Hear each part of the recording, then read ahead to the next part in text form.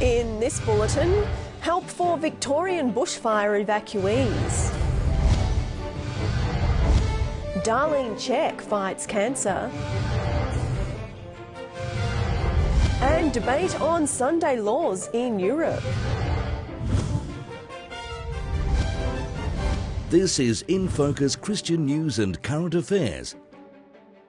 Hello, welcome to the program. I'm Kent Kingston, and at the news desk is your co-host, Dannielle Synot. How are you, Kent? I'm great, thanks. Having a great day? Yeah, so far so good. Awesome. What's coming up on today's show? We have an exciting program today. I'm really looking forward to, Dannielle, meeting a biker today from the Brotherhood Christian Motorcycle Club, which is based right here in Sydney. Awesome. Any chance of a ride? I do like a ride on a motorbike. I'll see if I can remember to put in a good word for you.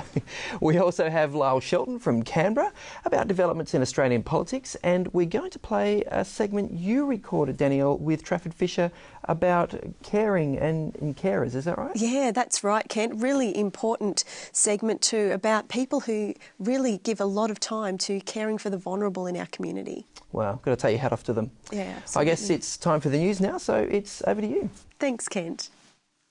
Victorians are counting the cost after bushfires ripped through several areas of the state, destroying around 40 homes and 180,000 hectares of land.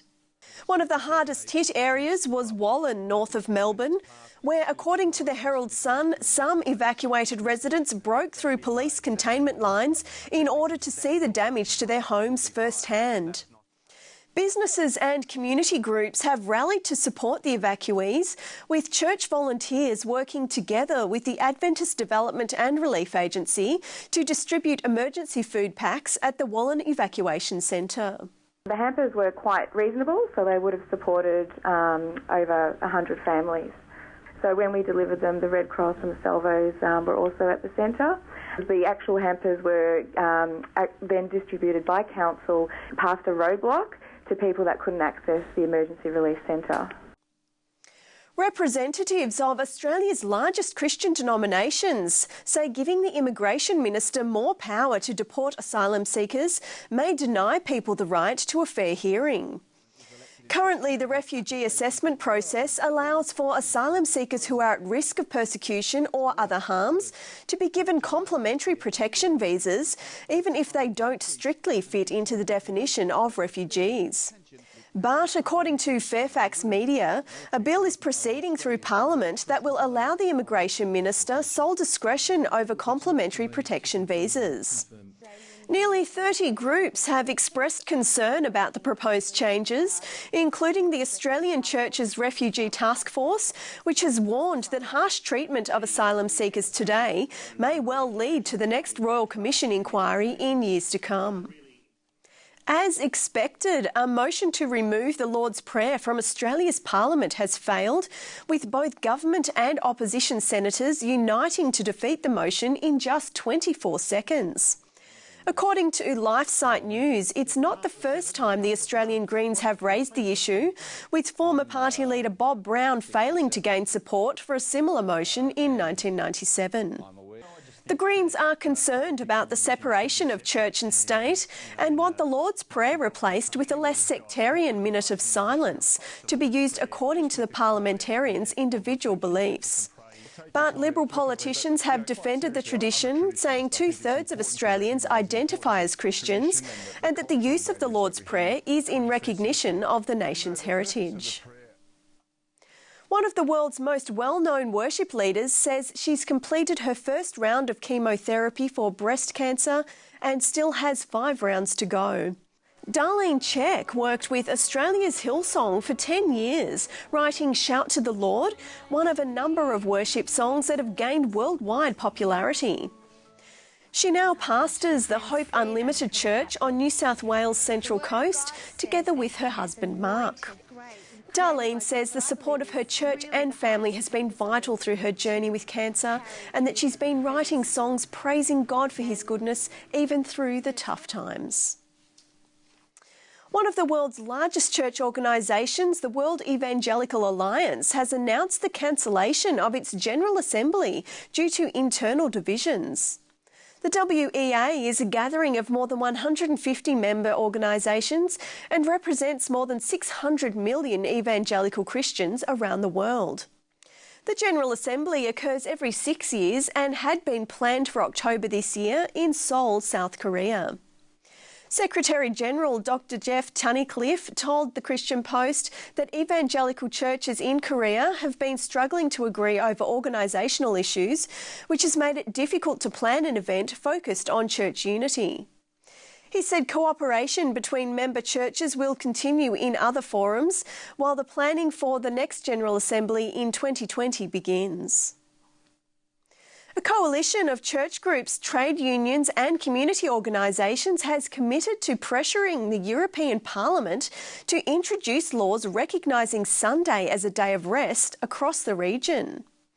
The European Sunday Alliance says overwork is threatening family functioning and that society would benefit from reinstating Sunday as a universal work-free day. But concerns are being raised that enshrining the traditional religious practice of some faith groups in law will disadvantage minority religions. Seventh-day Adventist church leaders in Europe say the law should protect the right of individuals to observe or not observe religious rest days according to their convictions.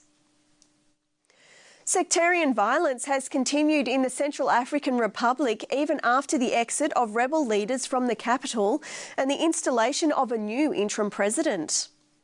According to The Guardian, armed groups identifying themselves with the nation's Christian majority have targeted Muslim civilians in revenge attacks, prompting a mass exodus from the country.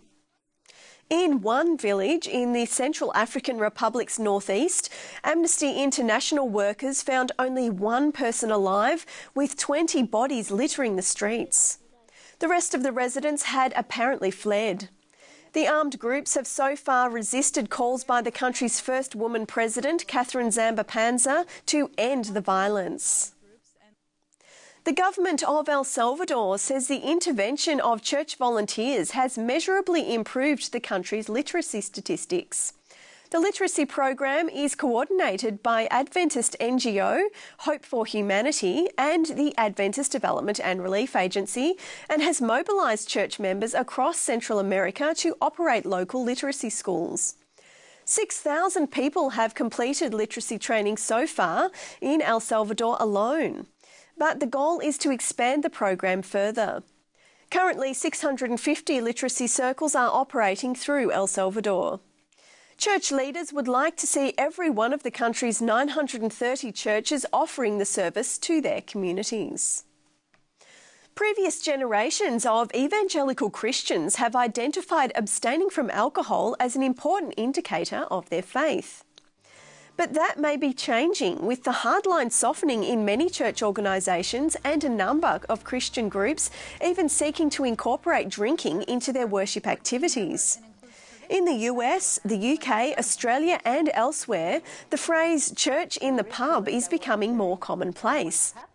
And Christian institutions in America, including the Moody Bible Institute and Biola University, have dropped or softened alcohol bans for students. According to CNN, some church leaders are warning against missional strategies that incorporate alcohol and say those involved are placing themselves in great spiritual danger. It's one of Australia's iconic scenic drives following the Victorian coast 300 kilometres from Geelong to Warrnambool. But for 90 enthusiastic fundraisers, the best way to experience the Great Ocean Road's spectacular scenery is on a bike.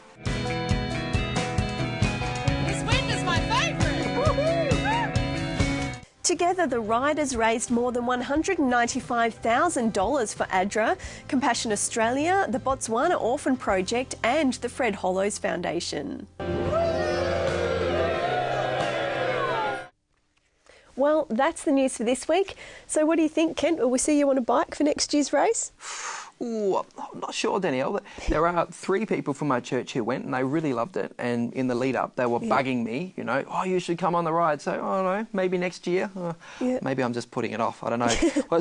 What about you? That's sort of home for you, isn't it? Down that way, the Great Ocean Road? It is, and I'd love to go for the trip maybe to watch, but I would die, Kent. I'm so unfit. But, who knows? Getting some fitness up next year. Support vehicle for you? Yes. Okay, well, we'll take a quick break now, but we'll be back straight after with Politics in Focus. Don't go away.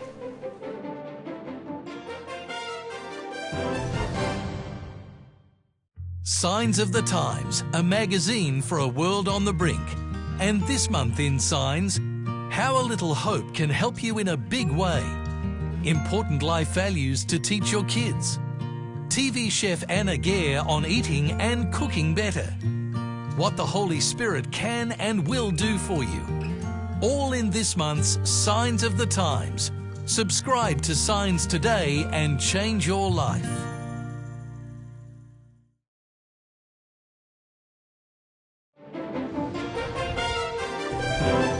Hi, welcome back. And it's great to have, joining us from Canberra, the Australian Christian Lobby's Lyle Shelton. How are you, Lyle? I'm really well, thanks, Kent. Now, Lyle, late last year we saw euthanasia legislation fail to get up in Tasmania by a narrow margin. It seems like it's a debate that won't go away, and it's possibly the same in other countries too. In Belgium, just recently, there have been some interesting developments, haven't there?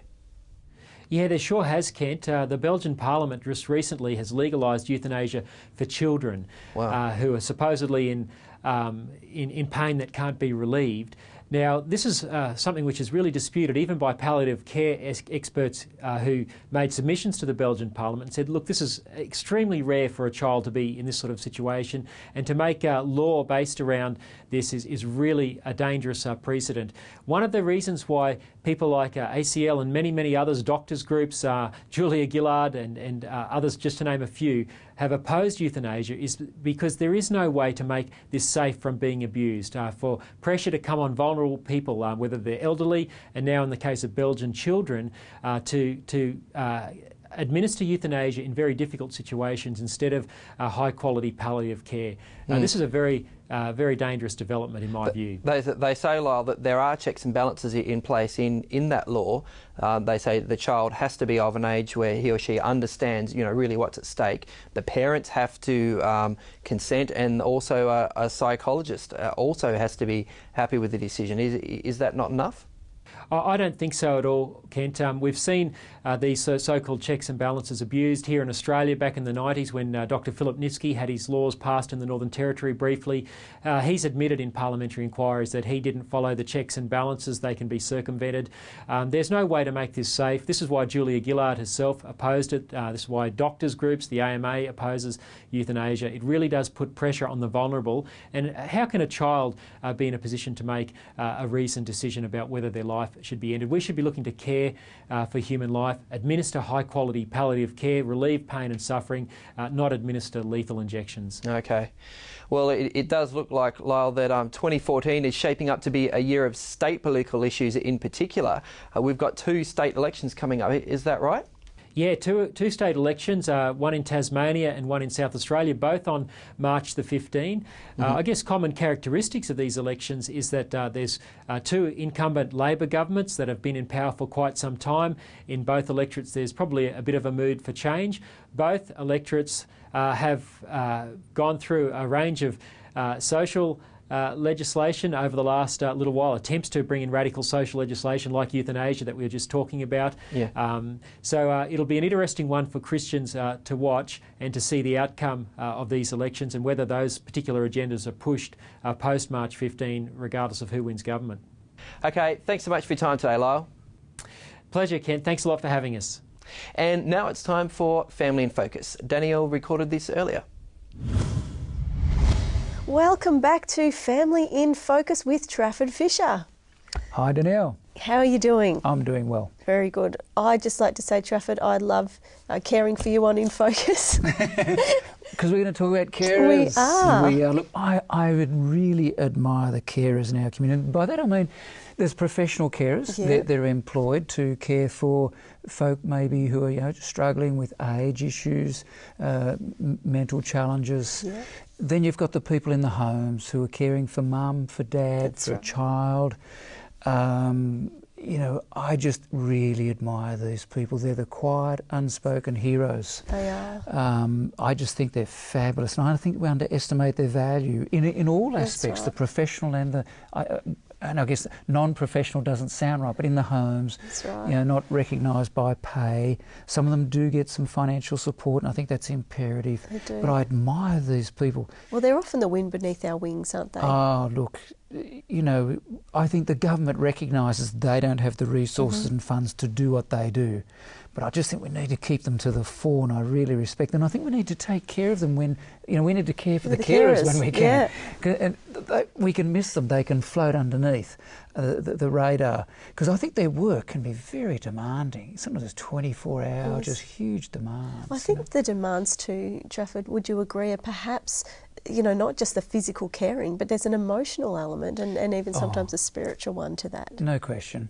And I think of the carers who care for their mum or their dad or their children, you know, that whole emotional component must be huge. That's right. And often at their own expense. Yep. Caring professions generally, you know, are not well paid. No. If at all. And I think what they miss out on, they may not concentrate, but they miss out on so much because they're so busy caring. And so and I think that's important. I think I was going to suggest that. There's a guy by the name of Edward Cregan, Dr. Edward Cregan, and he made 3 good points, and I share those with you this morning. Yeah. He said, when it comes to carers, he said, I'd like to remind carers that the Lone Ranger or Rambo image is a myth for carers. They cannot afford to do it alone. Yeah. And I think that's, I'd love to encourage carers, hey, recognise that. You know, this is a journey that you need to share as much as you can. And while they may not be able to share the actual caring work, they need to share themselves and get some support. Make use of professionals was his second point. I think carers need to make use of good professionals in the community who and in again other support services like respite. Yep. Respite, yep. I think the third one is important. And maybe it's true for all of us, but particularly for carers, that's don't neglect their own needs. Yeah. And I loved his illustration. He said, you know, when you're in the pre-flight thing in the aeroplane where the hostess, they say, now, if we need oxygen, the oxygen mask will fall down. And if you've got small kids, put your own oxygen mask on first so you can care. And he said, same thing for carers. And I thought that was a great image. Well, and he said, carers, you've got to take care of yourselves, you know, because they get so buried in their work. So I think 3 good points. Don't go it alone. Seek help from professionals and take care of your own needs as best you can. I admire carers and I have 3 cheers for them today. I honour them and I think they're terrific. I agree, Trafford, and some great tips. Thanks for being with us. Thank you. Stay tuned. We'll be right back after the break. The media targets our girls with destructive messages. But is there an alternative? Yes, it's Gigi. Gigi is a great new magazine for teenage girls that uplifts good Christian values. Finally, a way to pass on our values in a way the teenage girls in our life will love. So give a subscription to a teenage girl you love today. Visit gigimagazine.com.au. That's gigimagazine.com.au. Hi, welcome back, and it's great to welcome to the studio Mr. Grant Howard. How are you, Grant? No worries, good. Or sorry, should I say Pastor Grant Howard? Grant's fine. Grant's fine, because you are the pastor at a street level community church in Parramatta, is that right? I lead the pastoral team at street level, yes. Okay. So there's a lesson for us all in not judging by external appearances, because I wouldn't have picked you for a pastor, I've got to say, Grant, but I'm impressed. You are involved also with the Brotherhood Christian Motorcycle Club, aren't you? Yes. Yeah, I'm a member of Brotherhood Christian Motorcycle Club. I oversee street level, and Brotherhood's a ministry arm of the community. So what is the deal with Christian motorcyclists, Grant? I got to ask, I mean, because sometimes I have to admit I'm tempted to wonder, is this just an excuse for Christian blokes to just, I don't know, be a little bit self-indulgent and, you know, sort of do the boys with their toys thing on the weekend and sort of dress it up as a Christian thing to baptise? What's going on with that? Sure, we love motorcycling, so like we love riding, and we're committed to the culture. See, when I hear you say you're committed to the culture, what I think of is news stories where, you know, bikers are beating each other up at Sydney Airport, and you know, this. What do you mean committed to the culture? For us, when I say we're committed to the culture, we're committed to a motorcycling lifestyle. So it's not just that we have a bike that we ride on the weekend, or we're committed to being a part of a lifestyle that centres around motorcycling. Now, obviously, because we're committed Christians, we're committed to Christ. You know, we basically put God first in our life. So it's picking out the areas of the lifestyle, you know, that fit with our Christian community. So if you wear colours, which is the cut-off we wear. The back patches, and all that sort of stuff. And those things. A back patch club, it's seen by wearing a patch that's what you stand for.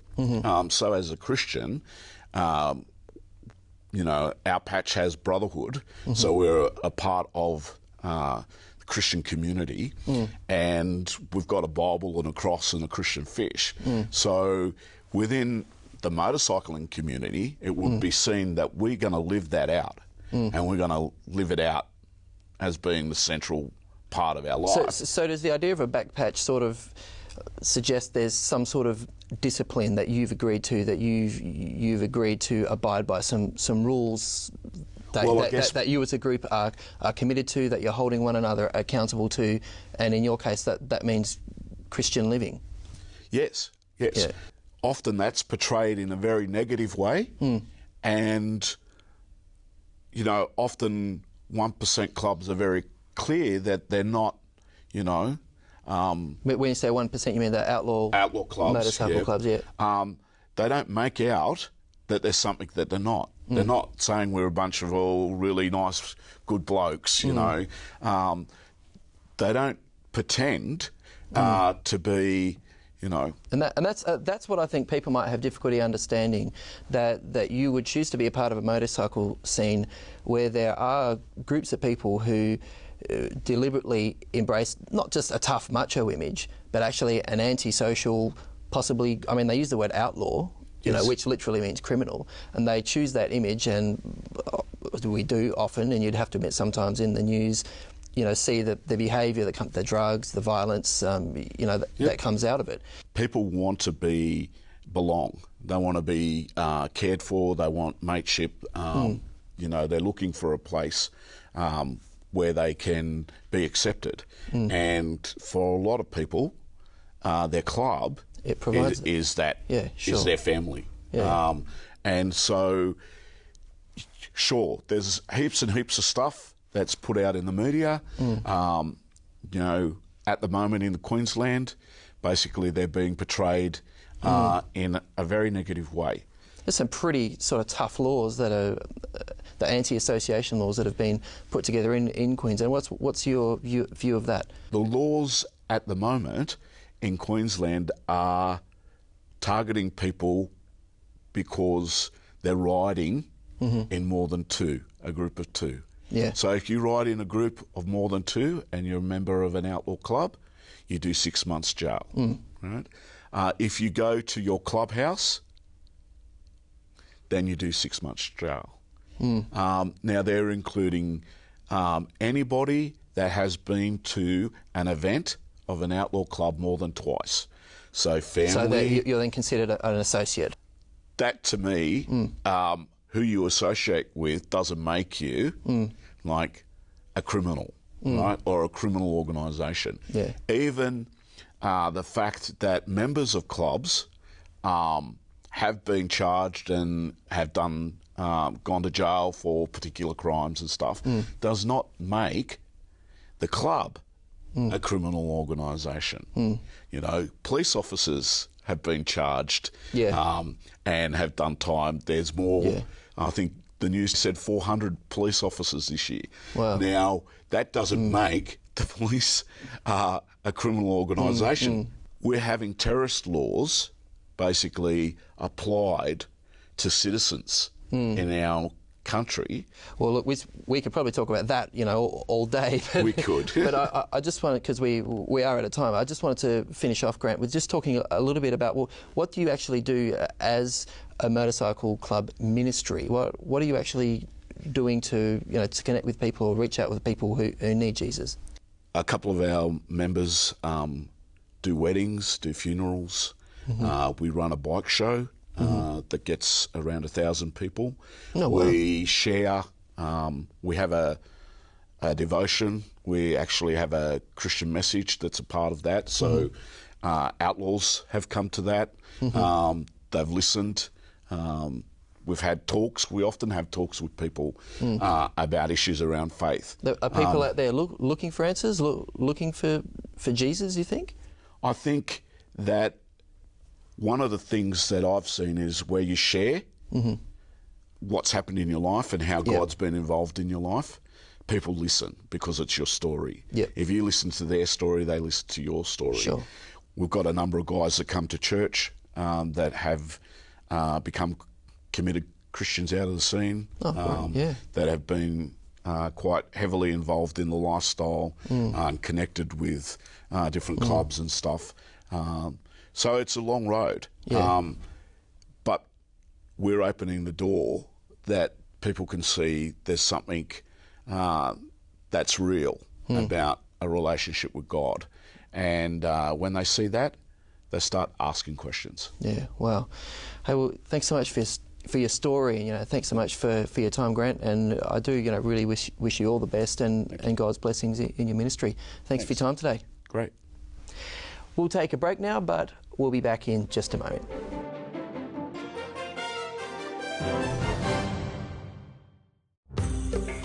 Every week, It Is Written is available to millions of free-to-air viewers throughout Australia, New Zealand, New Guinea and the Pacific. It Is Written's Gary Kent regularly takes viewers to the far corners of the globe to report on new evidence and discoveries that confirm the Bible and Christian beliefs. It Is Written also provides medical care to remote Pacific Island communities. Join Gary Kent each week for It Is Written. See television guides in the It Is Written website for broadcast times.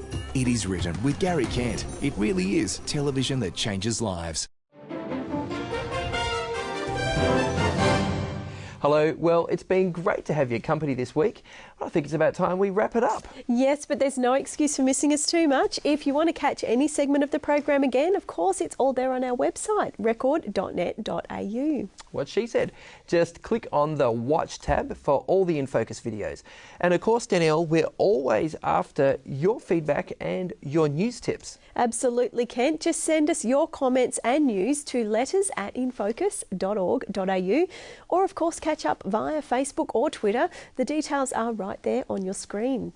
So I guess we'll see you next time on Record InFocus. Thanks so much for watching. And God bless.